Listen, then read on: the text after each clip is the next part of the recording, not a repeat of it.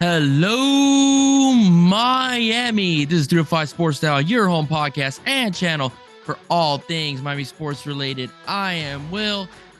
The season's over, guys. All right, the Miami Dolphins lose. All right, in their first playoff appearance since 2016 to the arch nemesis, arch rival Buffalo Bills by a very, very, very tough score of 34-31. I mean, it was a very good game. I will say, the Miami Dolphins fought. I mean, they gave Buffalo every punch they could deliver under the circumstances they were in, with injuries and regular starters being out, et cetera, and guys being hobbled, et cetera, et cetera, et cetera. But the Miami Dolphins fought. It was a good game. Vegas had them being, I think Vegas had the Bills at a 13-point favorite. Miami Dolphins kept it close and almost won that football game, or came close to winning that football game at the end of the fourth quarter. Skylar Thompson, our third string quarterback, takes the starting position. He goes 18-45 for 220, one touchdown, two interceptions. All right, one of those interceptions was very costly, which was the second one that led to a Josh Allen led touchdown by the Buffalo Bills. The Dolphins defense, I will say the running game was not as good, right? It ran under 100 yards as it was in the previous game when they were in the snow. But the Dolphin defense, they did give up 34 points, I will say, but they did things that they haven't done consistently throughout the season, and that's turnover the football, right? Cause turnovers. The Miami Dolphins got to Josh Allen 7 times, 7 sacks for the Fins. Right, Javon Holland led the team in tackles with 10 total tackles, 9 solos, 1 interception. Zach Sealer had the game of his life. Okay, today he was a team MVP, I would say, for today's game. As Zach Sealer, had 6 total tackles, 2 sacks, 1 fumble recovery, in which he scooped up and scored for a touchdown. All right, Josh Allen, of course, was Josh Allen, 23 of 39, 352 yards, 3 touchdowns, 2 picks. Those picks were costly, so led to Dolphin points, but he was sacked 7 times. All right. The Dolphin defense got to Josh Allen 7 times. I mean, so the defense, gave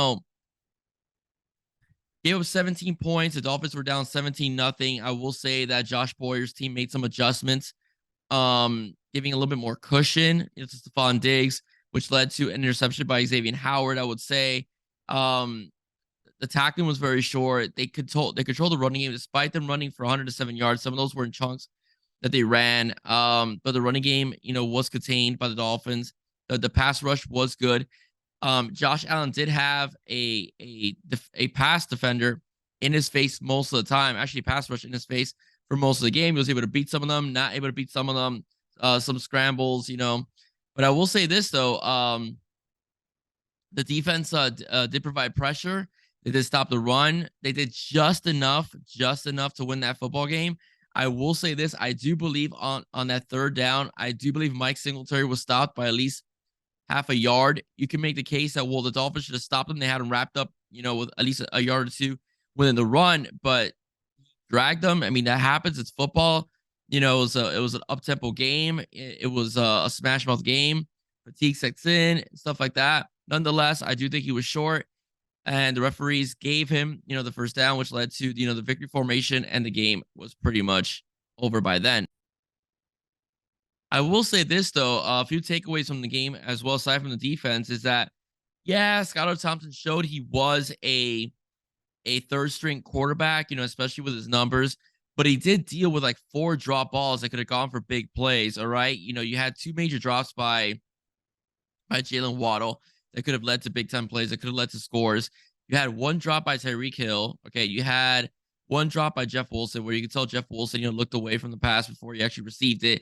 So those are just things that didn't work in the favor of Thompson.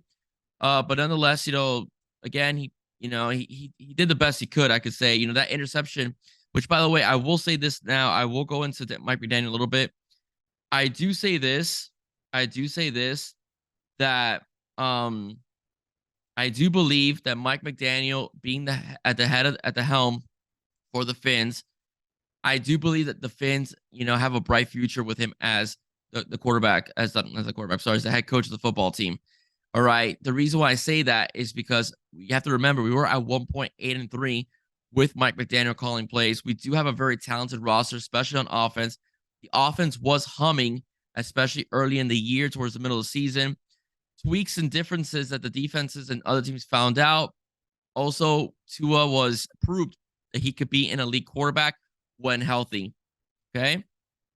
The offense is very well suited for Tua Tagovailoa and whatnot. But I will say this game, Mike McDaniel's clock management was not the best.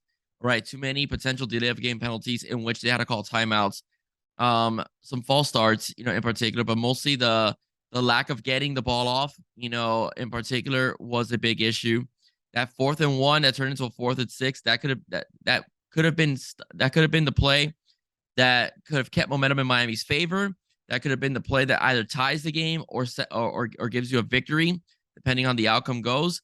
So on 4th and 1, where you could either run, expecting run, or a short pass, they had to pretty much pass. And Mike Gesicki was intended receiver. The ball didn't get to him in time. It was Jason Elam breaks up the pass. Game over. All right, it's pretty much what it was in the game. So Mike McDaniel's play calling, especially in that 3rd and 10, when Skylar Thompson got intercepted, that should have been you're backed up into the end zone. That should have been a running play. Was it 3rd and 10? I think it was 3rd and 10 or 3rd and 15, something like that. It was backed up into the end zone, gave Buffalo great field position. I don't fault the defense for giving up that score. That's something that the offense had to make sure they not put the defense in that position. So that's pretty much what happened. Okay, so 2 very costly interceptions. Again, I will say attributed to the play calling of Mike McDaniel. They never really abandoned the run, but nonetheless, some times where I will say that the play calling, especially in when they threw the ball, was a bit suspect. Okay, again, he's inexperienced. Okay, Sean McDermott has been in the playoffs, almost went to the Super Bowl. McDaniel has not. McDaniel went to the Super Bowl with the 49ers, but he hasn't actually called plays in a playoff game. Okay, we all know that Kyle Shanahan was a play caller in that team. All right, so the bottom line is that we do see that the Miami Dolphins did struggle a bit on 4th and 1. All right, so what about the plans? So that 4th and 1 was a disaster. It became 4th and 6. You guys know what I mean. So what are the plans for next season? All right, it's already been announced that Tua is coming back. All right, they're not going to sign him, but they're going to see how it plays out. They're going to ride with him one more time, and I understand why. Although they have to find a way to keep him healthy, and he has to stay healthy himself. The concussions, 3, I do believe it was 3 that were called, that were seen this season, kept him out of a lot of games, and that can't happen. All right, and Tua has a history of being injury prone both in college and in the NFL.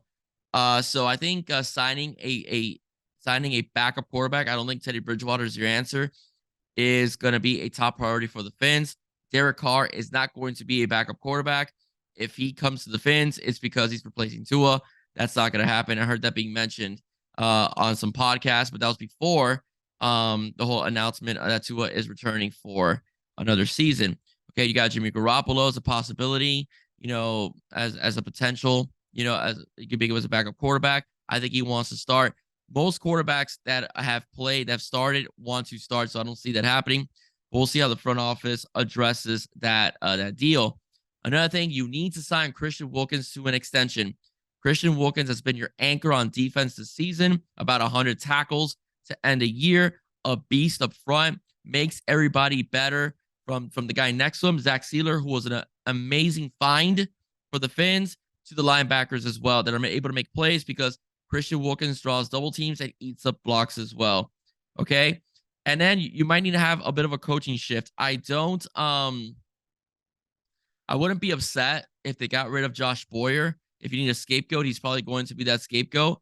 The defense was very inconsistent this year. I will say that a lot of it has to do with the fact that, that there's been a lot of injuries. You've had Igbenogany, you had both the Joneses out, both Brandon and Byron Jones out. Xavier Howard hasn't been the same this year. Either it's injury related or he's, just not the same guy he was when he was drafted a few years ago.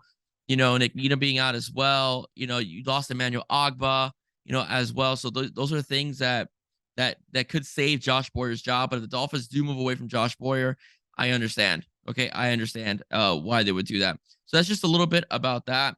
Like I said, I do think the Dolphins do have a bright future. They don't have a first-round pick this year. Let's see how they draft, with the available picks that they have, this upcoming season. They lost also, like I said, they lost one because earlier podcast because of the incident with Stephen Ross meeting with Tom Brady and the whole coach flow thing. All right, guys.